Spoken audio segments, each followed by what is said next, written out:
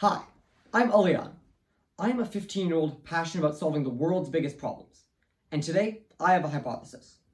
I recently learned about this problem of fertilizer runoff, one of the world's unsolved problems, where the nutrients we put into the soil end up leaching into our water supply.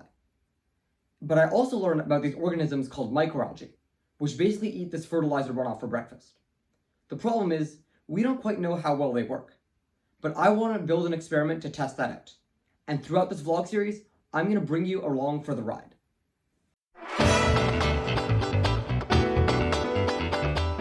So today, I need to understand my problem better. Because I know fertilizer runoff is a problem, and I know microalgae have the way to solve it.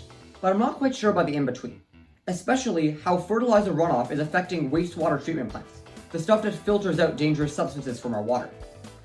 So in order to do this research, I'm going to be using a really cool AI tool called Perplexity. Perplexity is this AI-based search engine that basically takes the top 5 sources on the web for a question and compiles it into a quick summary. And that's really useful for me when I'm doing science research because often every page has a little bit of information, but Perplexity brings it all together, and that's really useful for doing research.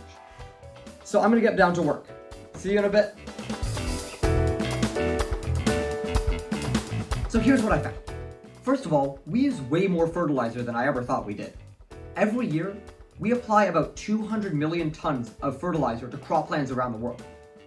But the crazy thing is, only 50% of that actually ends up making it to the plants. The rest just runs off into the water. And that's really bad because the main components of fertilizer, nitrogen and phosphorus, are really harmful if you drink them. And that's something for wastewater treatment systems to deal with. But these treatment systems aren't doing it great because they're using chemicals and bacteria, both of which end up producing this toxic waste sludge at the end. And that can damage the environment once it's dumped into a landfill, but also doing that dumping costs about 40 to 60% of wastewater treatment systems' costs. So cutting down that sludge would have big impacts both environmentally and economically. So now I've got to write all this down. So I've compiled all my research into a memo that I've linked in the description. And with all this research behind me, I can start planning out my experiment. I can start making some decisions on how I'm going to test how microalgae are able to absorb fertilizer runoff. But that's all going to be in the next episode.